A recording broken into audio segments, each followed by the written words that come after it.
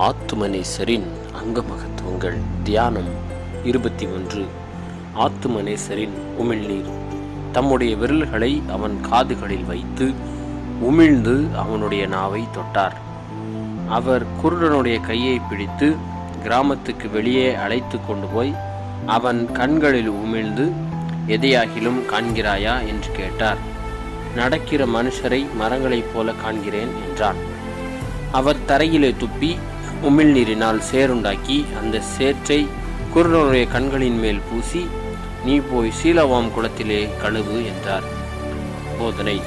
நம் ஆண்டவர் இயேசு கிறிஸ்துவின் திரு அமுத மகத்துவத்தை பற்றி 2 குறிப்புகளை நாம் பார்க்கிறோம். முதலாவதாக, நாவில் திமிரை நீக்குகிறது. ஆம், நம் ஆண்டவர் இயேசு கிறிஸ்துவின் அமிழ்தம் நம்முடைய நாவில் இருக்கின்ற திமிரை நீக்குகிறது. பல நேரங்களில் நாம் கொன்னை வாயுடையவர்களாய் ஆவிக்குரிய வாழ்க்கையிலே இருக்கும் பொழுது நம் ஆண்டவர் இயேசு கிறிஸ்து அதை மாற்றுவதற்கு வல்லவராய் இருக்கிறார். இரண்டாவதாக, குருட்டு கண்களுக்கு கலிக்கமாய் இருக்கிறது. ஆம், நம் ஆண்டவர் இயேசு கிறிஸ்து நம் மனக்கண்ணை திறப்பதற்கு அவரின் அமிழ்தம் மிகவும் அவசியம். அந்த தைலம் மிகவும் அவசியம். தியானம்.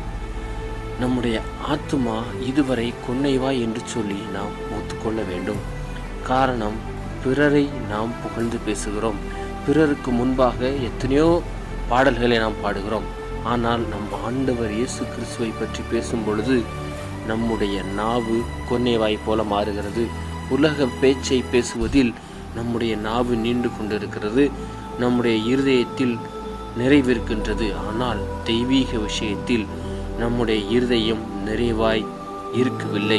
திக்கி திக்கி கொன்னைவாய் போல் பேசுகிறோம். எனவே இந்த நாளிலிருந்து, என் ஆண்டவரே, எங்களுடைய கொன்னை வாயை நீக்கும்.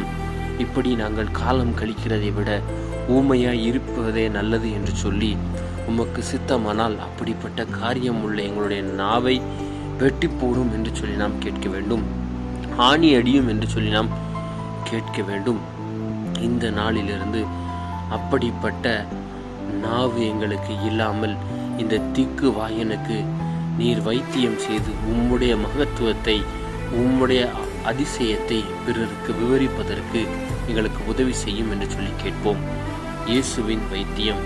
நம் ஆண்டவர் இயேசு கிறிஸ்து நிந்திக்கவும் சபிக்கவும் தூஷிக்கவும் இருக்கின்ற நஞ்சை நம்முடைய நாவிலிருந்து நீக்கிவிட்டார். ஆம், அவர் நம்முடைய நாவில் இருக்கின்ற பொல்லாப்பு, கபடம் என்கின்ற காரியங்களையும் தோலுரித்து சுத்தப்படுத்தி விட்டார். இது முதல் நாவில் இருந்த நம்முடைய வியாதி நீங்கிவிட்டது. இனி நாம் அவரை முற்றிலுமாய் ஸ்தோத்தரிப்பதற்கும் பிறரை ஆசீர்வதிப்பதற்கும் அவரின் வசனங்களையும் ஆறுதலின் வார்த்தைகளையும் அநேகருக்கு கொடுக்கக்கூடிய பலன் நம்மிடம் இருக்கின்றது. அந்த கடமையை நாம் செய்வோம். வைத்திய பலன். நம் ஆண்டவர் இயேசு கிறிஸ்து இந்த உலகத்தில் இருந்தது முதல் மெதுவான பிரதித்திரத்தை கொடுத்து கோபத்தையும் உக்கிரத்தையும் தணித்தார். அப்படிப்பட்ட வசனங்களையும் கொடுத்திருக்கிறார்.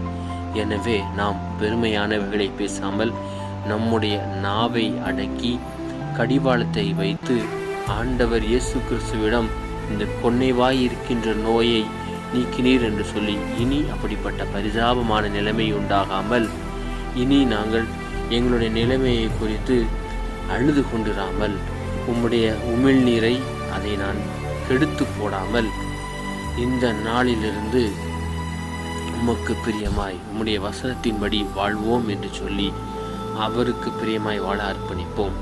ஆத்தும குருடனுடைய பரவசம். ஆம், நாம் ஆத்துமாவில் குருடாய் இருக்கின்றோம்.